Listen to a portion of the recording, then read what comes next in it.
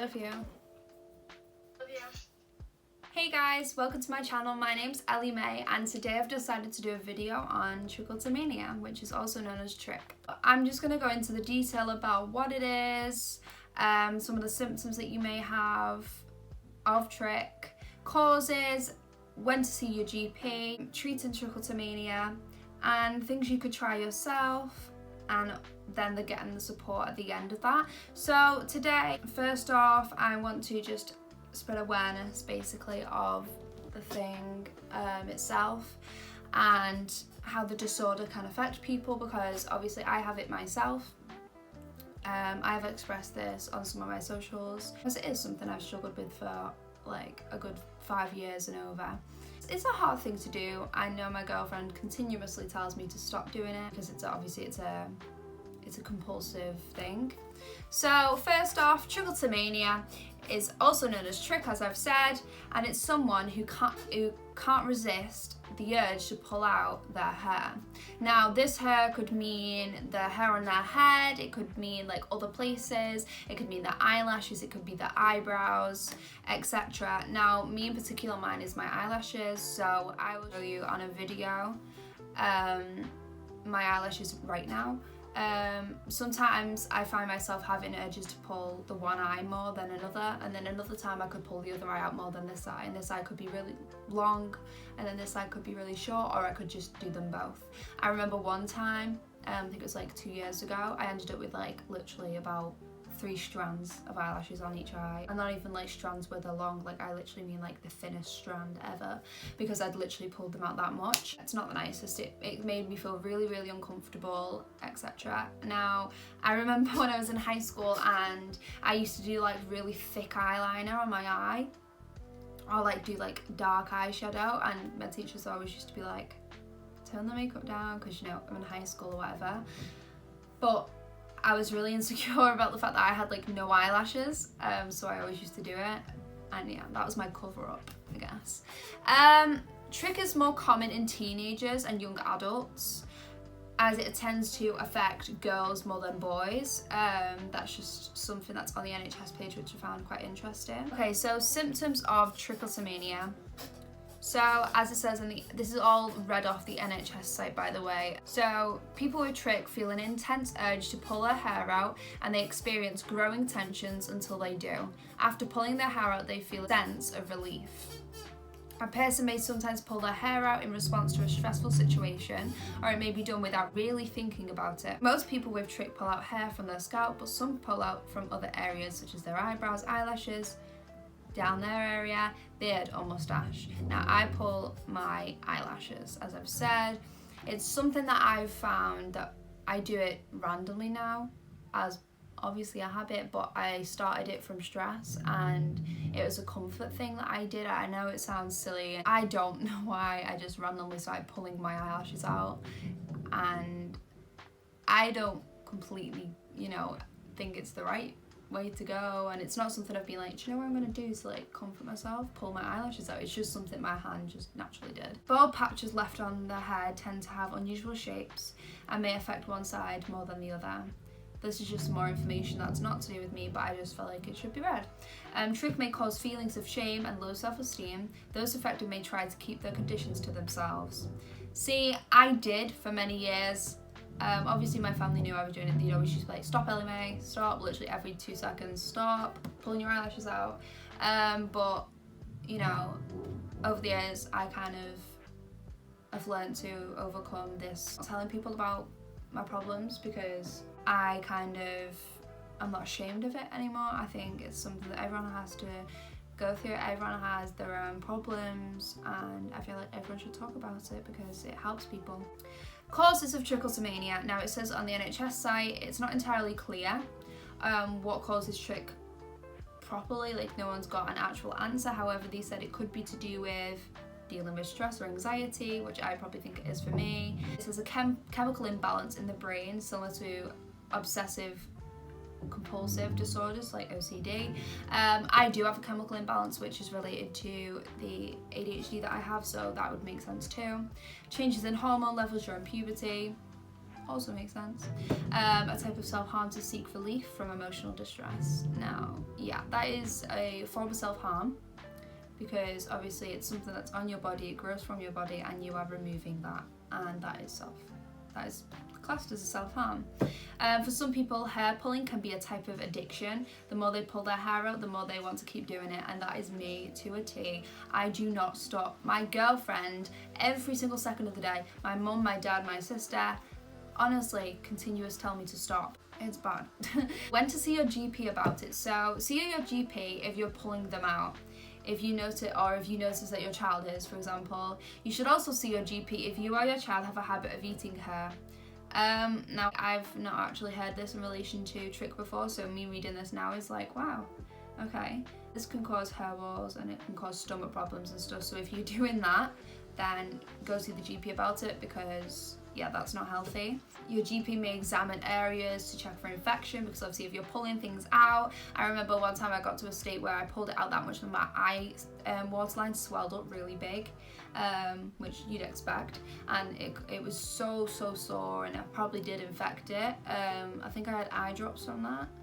Yeah, I think I did. I got eye drops and it must have just got rid of any infection or anything. That was funny. Obviously you can be referred to have CBT, which is cognitive behavioural therapy, which will help you maybe be able to stop this cycle that you're doing possibly, but it's not necessarily helped me in the past. Treating trichotillomania. So obviously, as I say, you can get CBT, which can help with the reversal of the habit that you have. You can have maybe a diary of pulling your hair out, which my diary would be like the Bible. Working out the triggers of your hair and like why you do it could be a really good help, because if you know why you're doing it, you could try and stop that and maybe put a wall up to it. However, with me, now that it's grown from triggers, obviously sometimes it will be from triggers, but it's grown more than triggers. It's grown more now into a habit because I've done it for so long. So I can't help it. Sometimes I'll find myself just doing it for no reason. Like, I don't even stop myself. It's something that relaxes me and it's something that I've learned to comfort myself in a way. Replacing the hair pulling with another action. So another technique that may be illustrated by someone with Trich would be maybe like a stress ball, or them like, I just describe them as like snaky things, you know, like where they entwine and things like that, and you can just move them about. So it's just stopping your hand from having the habit to go to your eye, and instead you're doing something else with it, so it's keeping you occupied as well, which is quite cool. Another technique obviously would be to do with maybe opening it up to your loved ones about it, and then obviously with my situation, I told them, they knew, I told them, I read up about it, and I was like, this is what this is, before I even knew that it was an actual thing. My family used to always tell me to stop anyway, because obviously it's not healthy. But when I found out what it is, I was like, okay, it's an actual thing. I'm not just alone. I'm not just being weird. And yeah, so I felt a bit more comfortable, and then my family obviously helped me out and give me that support. So when I do it, they stop me, and that can also be a good help. So when you're doing it, you just stop because you know that your family have told you to. Antidepressants are no longer considered to be an effective treatment for Trich. Now, I am on antidepressants currently and I still do it, so that's proven for my own self anyway. Things you can try yourself. Now, it says on the NHS site, so squeezing a ball, like a stress ball, form of ball with your fist, tighten the muscle in the arm, so if you've got the urge to pull, just tighten it maybe, and that might stop it. This is just these things that haven't worked for me but may work for someone else, which is why I'm expressing it. Use a fidget toy, that could be useful. Wear a bandana or a tight-fitting hat, such as a beanie. That's obviously if you pull your scalp hair out, maybe cover it up so that you can't go for it. Come up with a saying that you repeat out loud until the urge to pull passes. Now, I don't know. I don't feel like if it's an urge, you'd want to stop just as much as if you had an itch.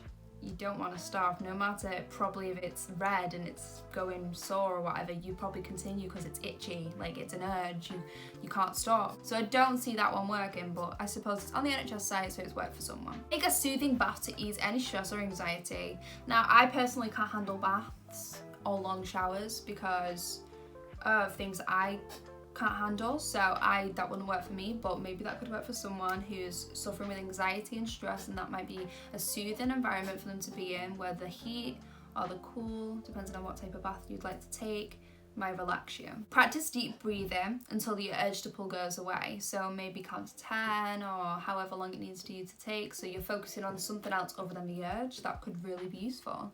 Exercise. Now again, that's not worked for me. I literally do it while exercising. But yeah, that could work for someone. Again, put plasters on your fingertips. That could be helpful, although I'm pretty sure I'd find a way to do it still. Cut your hair short. So that's obviously probably if you do scalp pulling. However, if your hair's still short, you can still get to your scalp, but I suppose the only way around it is to shave your head. Then the final one is about getting support. So it says, it may also help to open up about your trick to people you trust, as hiding it can sometimes make your anxiety worse, which is true. Many people who have learned to manage their tricks say that speaking to others about the condition has reduced the hair pulling.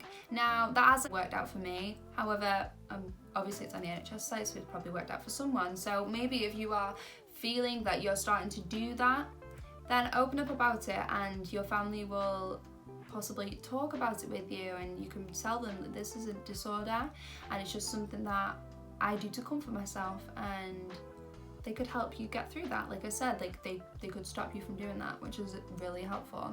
There's a charity online, and it's the Trichotillomania support group, and there's apparently forums online where you can join and you can get advice with people, and that could be something that you may look into as well. As I say, it's a very open condition. It's obviously has different various things that people do in it, you know, scalp, eyelashes, eyebrows. There's a lot of people with this condition. You are not alone. It's not weird. It's something that your body is used to doing to comfort yourself. It's not weird. It's normal. Quite a lot of people do it, and yeah, you're not alone. If you have trichotillomania, or you feel like you might have trichotillomania, please message me and we'll talk about it, and you know, I'll be there for you. It's something that's can be really insecure for people. Like, I know people have opened up to me when I opened up on my story. People opened up to me about it, and I was really happy about that, because it made me realize that I wasn't alone, and also that they knew that they weren't alone, and that they could trust me, because it is really hard to open up about things that you're going through. So honestly, if you want to open up about it, feel free. Thank you guys for watching the video. I hope you found it interesting, maybe to learn about some of the things that I go through and some of the things that other people go through. See if you have trichotillomania, or if you may think you have trichotillomania. I hope this video has helped you with some advice. Obviously, I've got it from the NHS site, which you can also, if you didn't catch some of the things I said, go search it up online. If you search trichotillomania, it will come up straight away. I'll put the title obviously with trichotillomania in it, so you can learn how to type that, because I still struggle how to type that. It's such a big word. But yeah, thank you guys for watching. Please subscribe to my channel, like and comment if you like the video, and turn post notifications on. Thanks for watching, guys. Bye.